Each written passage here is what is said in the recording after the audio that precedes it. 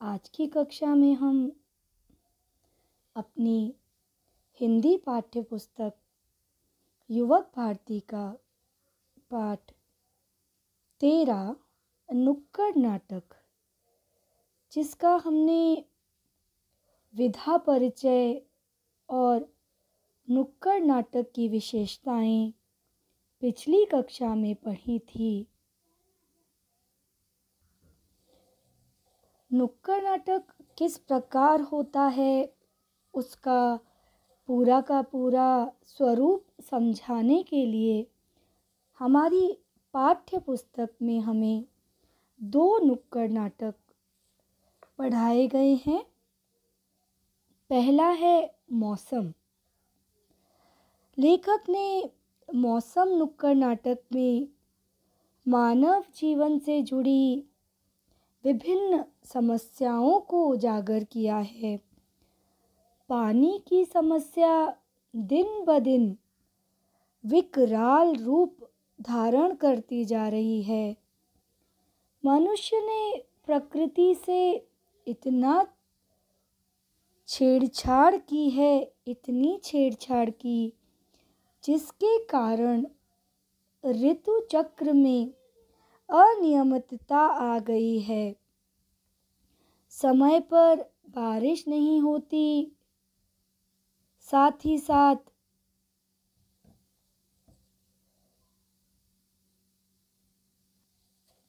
समय पर बारिश नहीं होती, होती भी है तो कभी अधिक कभी बहुत कम। बेमौसम बारिश से सब त्रस्त हैं और इसी कारण जल संचय नहीं हो पा रहा। जहाँ संचित है वहाँ प्रदूषण बहुत अधिक है। प्लास्टिक की चीज़ों का, जैसे प्लास्टिक की थैलियों का, प्लास्टिक के पाउचेस का अत्यधिक उपयोग जल के बहाव में रुकावट बन रहा है। नालों में व सीवरों में कूड़ा करकट जमा हो गया है। जो जल उपयोगी है, जीवन के लिए अति आवश्यक है, वो अत्यधिक प्रदूषित हो चुका है। पिछली कक्षा में हम यहाँ तक पढ़ चुके थे। आइए आगे का पाठ पढ़ते हैं।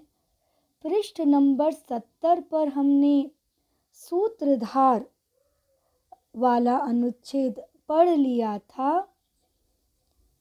गीत नंबर 2 पढ़ेंगे आज की कक्षा में। बंजर सी जमीन, दूषित है हवा, पानी को भी हमने गंदा कर दिया। बंजर सी जमीन, दूषित है हवा, पानी को भी हमने गंदा कर दिया। मौसम बदल रहा है, यहाँ यह हो गया। कभी तुम कहते हो वहाँ वह हो गया। मौसम बदल रहा है, यहाँ यह हो गया। कभी तुम कहते हो वहाँ वह हो गया। आगे का गीत पढ़ते हैं। बात समझ ले, बात समझ ले, बात समझ ले, बात समझ ले, बात समझ ले, बात समझ ले, बात समझ ले, समझ ले। जो भी होता है तू ही तो बीज होता है। जो भी होता है हम ही तो बीज बोते हैं। दृश्य 6 पढ़ते हैं। 1, इतना परेशान क्यों लग रहा है? तो क्या बताऊं, खेती करने के लिए मैंने अपना घर बेच दिया। उससे जो पैसे आए, उन पैसों को लेकर शहर गया और अच्छी फसल के लिए कीटनाशक दवाइयाँ लेकर आया। लेकिन उससे भी कुछ फायदा नहीं हुआ। दृश्य 6 पढ़ रहे थे हम। कीटनाशक दवाइयाँ लेकर आया, लेकिन उससे भी कुछ फायदा नहीं हुआ। बारिश तो समय पर आती नहीं। लगता है कहीं गलत निर्णय तो नहीं ले लिया मैंने। 3, सुन, ट्यूबवेल क्यों नहीं लगवा लेता? 2, ट्यूबवेल लगवा तो लूँ, लेकिन बिजली आए तब ना। और पानी का स्तर भी तो कितना नीचे चला गया है। तो क्या करेगा तू अब? और तेरे हाथ में ये छाले कैसे पड़ गए? 2, मैंने सोच लिया है, मैं भी जल्दी फसल उगाने के लिए बाकी किसानों की तरह ज़्यादा से ज़्यादा कीटनाशक डालूंगा अपनी फसल में। प्रयत्न करने में क्या हर्ज है? 3, पागल मत बन। भूल गया कमलेश को? यही सब इस्तेमाल करने की वजह से उसके हाथ जल गए थे और आर्थिक हालत भी खराब हो गई थी। कर्जा लिया, वक्त पर नहीं दे पाया, तो तंग आकर उसने आत्महत्या कर ली। जरा सोच, अगर तुझे कुछ हो गया तो तेरे परिवार का क्या होगा? बच्चों का क्या होगा? 2, लेकिन मैं क्या करूं? तो करूं क्या? लेकिन करूं तो करूं क्या? कभी बाढ़ आ जाती है, कभी सूखा पड़ता है, कभी तूफान आ जाता है। अगर यह बारिश समय पर हो जाए तो हमारी आधी मुश्किलें हल हो जाएं। देखिए, जो पहले 5 दृश्य हमने पढ़े, उससे ये छठा दृश्य अलग है। यहाँ पर एक दुखी किसान की बात बताई जा रही है, जिसने खेती करने के लिए अपना सब कुछ दांव पर लगा दिया, अपना घर बेच दिया, और जो फसल पर बहुत सारी कीटनाशक दवाएं अर्थात पॉइजनस जो मेडिसिन्स होती हैं कीटाणु को मारने के लिए, वह डाल रहा है, पर यह सही निर्णय नहीं है। न सिर्फ यह कीटनाशक दवाइयाँ कीड़ों को मारती हैं, पर वह अन्न पर, सब्जियों पर चिपकी रह जाती हैं, जिससे वह हम तक भी पहुंचती हैं।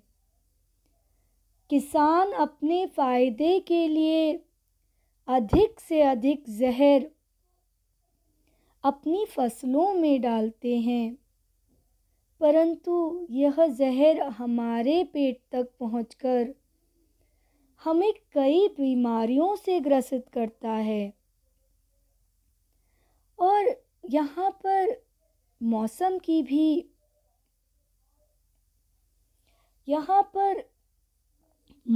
भी बात की गई है कि मौसम अब एक जैसा नहीं रहा है। मौसम में दिन प्रतिदिन परिवर्तन आते जाता है। कभी अतिवृष्टि होती है, कभी अनावृष्टि होती है, कहीं बाढ़ आ जाती है, कहीं सूखा पड़ जाता है। अगर हम प्रकृति को परेशान करना बंद कर दें तो प्रकृति भी हमारा सहयोग करेगी। गीत 3 देखते हैं। काले मेघा पानी तो बरसाओ, काले मेघा पानी तो बरसाओ। यह किसानों का गीत बताया गया है।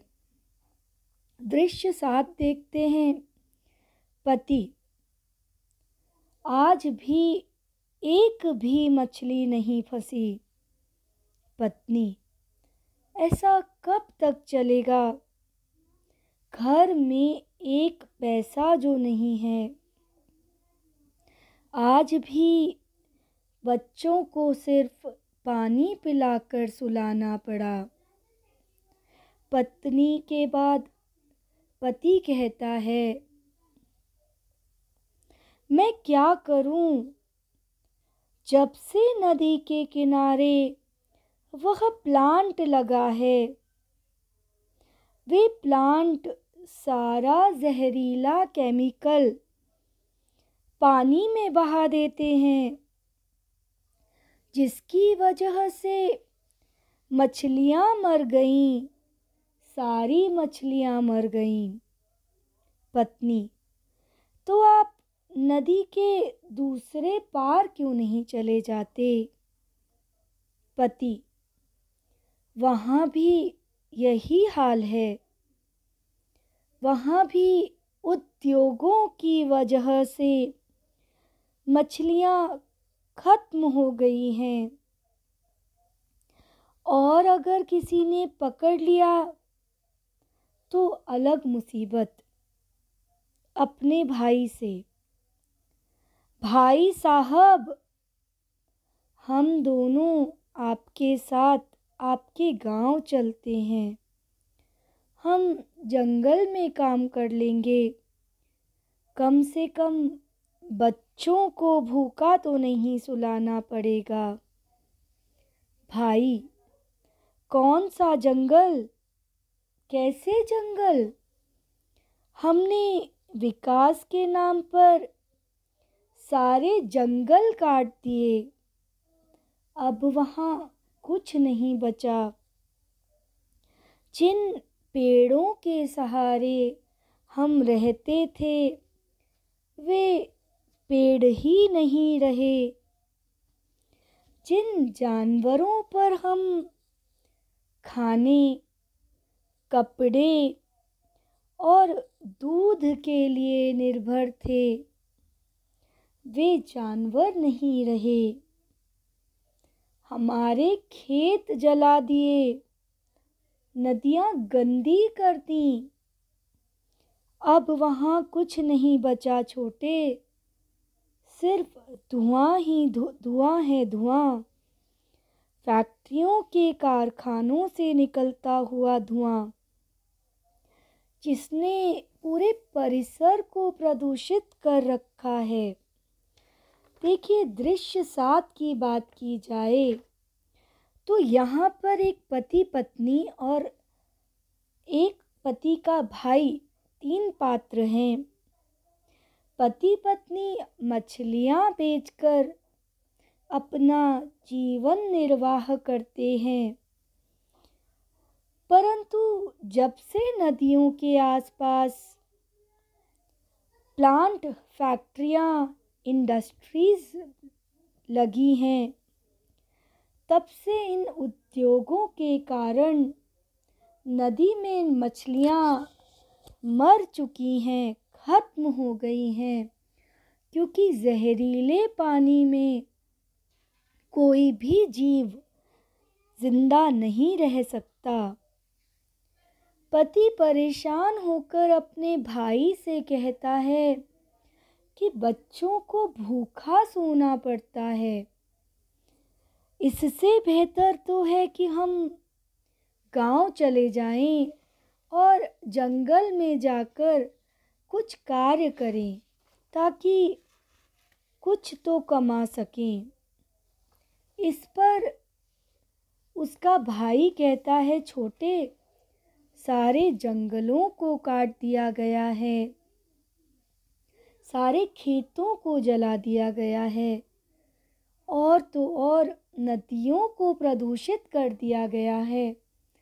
तुम अगर चलोगे भी तो वहाँ भी तुम्हारे लिए सिर्फ फैक्ट्रियों का धुआं है, वही मिलेगा। अगला दृश्य देखते हैं अगले पेज पर, पेज नंबर 72 पर।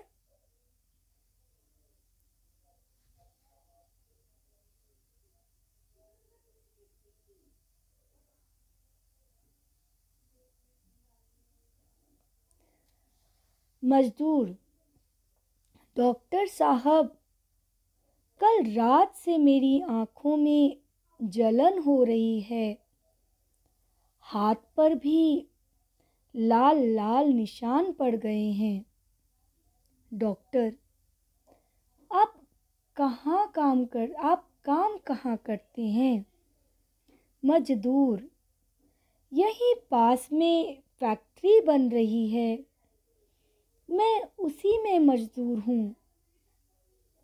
डॉक्टर, आपको धूप और धूल मिट्टी की वजह से एलर्जी हो गई है, आप बाहर धूप में जाते समय चश्मा नहीं लगाते?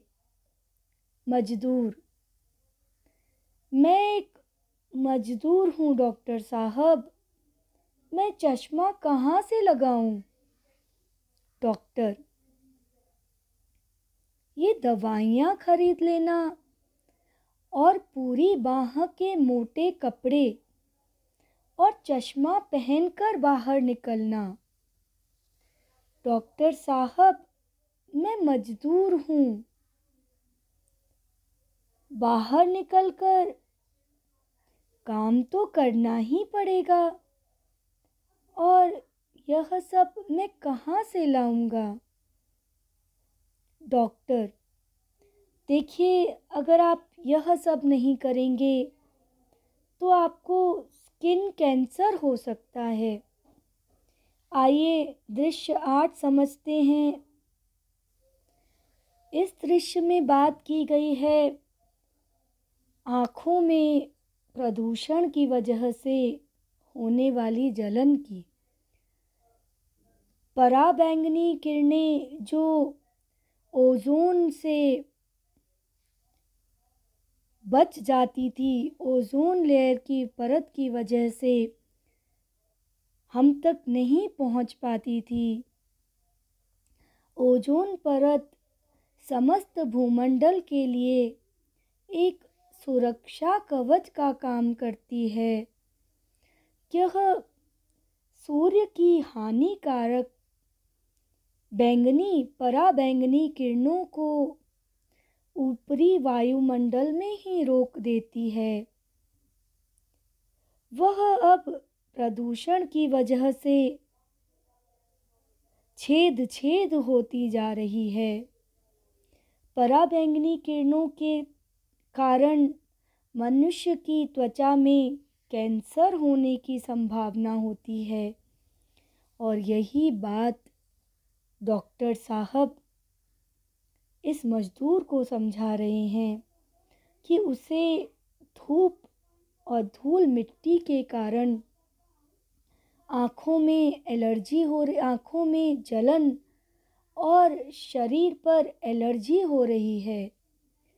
वह मजदूर को मोटे कपड़े और चश्मा पहनने की सलाह दे रहे हैं, पर गरीब मजदूर अपना भरण पोषण ही बड़ी मजबूरी से कर पाता है। वह कहाँ से चश्मा खरीदेगा और मोटे कपड़े सिलवाएगा? तब डॉक्टर ने उसे चेताया कि उसे इन किरणों के कारण, इस एलर्जी के कारण स्किन कैंसर जैसी बीमारियां हो सकती हैं। आइए अगला दृश्य देखते हैं। आदमी 1, अरे सब भाग क्यों रहे हो, क्या हो गया? आदमी 2, ऊपर पहाड़ पर बादल फट गया है। नदी में भयंकर बाढ़ आ गई है। पानी सबको बहाता हुआ देखो कैसे प्रलय मचा रहा है। हम जैसे तैसे जान बचाकर भागे और यहाँ तक पहुँचे हैं। तुम आगे मत जाना। महिला, मेरा घर है वहाँ पर, मुझे अपने घर जाना है। आदमी 3, क्यों अपनी जान खतरे में डाल रही हो? खेत खलिहान सब डूब चुके हैं, कुछ भी नहीं बचा वहाँ पर। महिला, पर मेरा बच्चा घर पर मेरा इंतज़ार कर रहा है, मुझे उसके पास जाना है। आदमी 2, अरे आगे मत जा, अरे कोई रोको इसे। रिपोर्टर, जैसा कि आप देख सकते हैं, उत्तराखंड के इस जिले में बादल फटने से आई भयंकर बाढ़ से भीषण तबाही हुई है। महिला, मेरा बच्चा मेरा इंतज़ार कर रहा है, मुझे उसके पास जाने दो। मेरा बच्चा, मेरा बच्चा, मेरा बच्चा। औरत दहाड़े मार मार कर रोती है। दृश्य 9 में एक बहुत दुखद स्थिति दिखाई है कि अब अक्सर पहाड़ों पर बादल फटने के कारण बाढ़ जैसी स्थिति उत्पन्न हो रही है। लोगों के घर, खेत खलिहान, उनके जीवन यापन के सभी साधन उस पानी में बह जाते हैं। यहाँ तक कि उनके छोटे छोटे बच्चे, बूढ़े, उनके पालतू पशु सब इस बाढ़ में बह जाते हैं और मनुष्य दहाड़े मारकर रोने के अतिरिक्त कुछ और कर ही नहीं पाता। यहाँ पर भी यह महिला अपने बालक के लिए चीख चीख के रो रही है। आइए अंतिम पंक्तियाँ देखते हैं सूत्रधार की और इसके बाद अगले दृश्य पर बढ़ेंगे। सूत्रधार, मौसम के बदलने का लाखों लोगों की जिंदगी पर प्रभाव पड़ रहा है। मौसम का बदला चक्र, कभी सर्दी, कभी गर्मी, कभी बरसात, कभी अकाल, कभी बाढ़, कभी सूखा, पिघलते हुए ग्लेशियर, बढ़ती हुई ग्लोबल वार्मिंग, इन सब का असर पड़ता है हमारी ज़िंदगी, हम सबकी ज़िंदगी पर। पॉल्यूशन बढ़ रहा है। जल, ज़मीन और जंगल लगातार दूषित होते जा रहे हैं। खेती की ज़मीन खत्म हो रही है। सब्जियों में केमिकल आ रहा है। लोग बीमार पड़ रहे हैं, जिसके जिम्मेदार हम ही हैं। हम पर्यावरण को बर्बाद कर रहे हैं। नतीजा, मौसम अपना असर दिखा रहा है। जम्मू कश्मीर, उत्तराखंड, बिहार, उत्तर प्रदेश, तमिलनाडु, केरल और समुद्र किनारे के इलाकों में हर जगह मौसम अपना असर दिखा रहा है। अमीर आदमी, ताकतवर आदमी प्रकृति के संसाधनों का दोहन कर पर्यावरण को खतरा पहुंचा रहे हैं।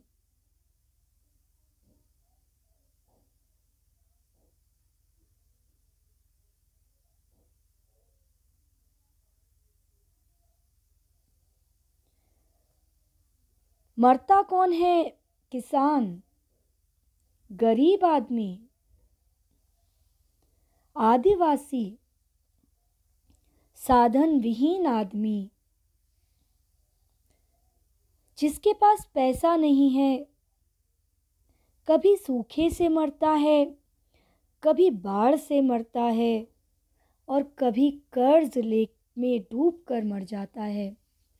बड़ी ही दुखद स्थिति यहाँ पर दर्शाई गई है।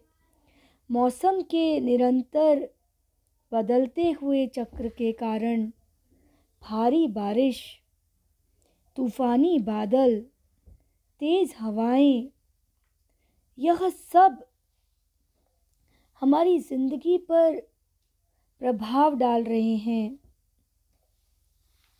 कभी बरसात, कभी अकाल, कभी बाढ़, कभी सूखा।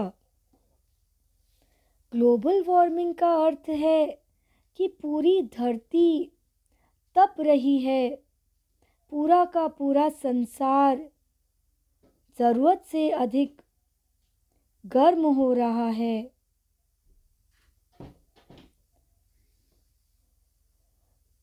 इसे कहते हैं भूमंडलीय उष्मीकरण। पृथ्वी के वायुमंडल और सागरों का तापमान निरंतर बढ़ रहा है, गर्मी बढ़ रही है और इसके कारण है हवा में जहरीली गैसों की मात्रा में वृद्धि। जल, जमीन, जंगल सब प्रदूषित हो रहे हैं। खेती की ज़मीन खत्म हो रही है। अन्न में, सब्जियों में केमिकल की वृद्धि हो रही है और इस सब के जिम्मेदार कौन है? आप, हम सब, सारी मनुष्य जाति। हम पर्यावरण को बर्बाद कर रहे हैं और किसी भी कार्य का असर तो होता ही है और वह तो हमें झेलना ही था। वही हम आज देख रहे हैं। दिन प्रतिदिन मौसम हमें हमारे ही कार्यों का बदला हमें दे रहा है। एक क्रिया की प्रतिक्रिया तो अवश्य ही होती है। आज भारतवर्ष में कई इलाकों में मौसम अपना विपरीत असर दिखा रहा है। अमीर आदमी, ताकतवर आदमी प्रकृति का निरंतर दोहन करता जा रहा है और मरता तो सिर्फ आम आदमी है जिसके पास साधन नहीं है।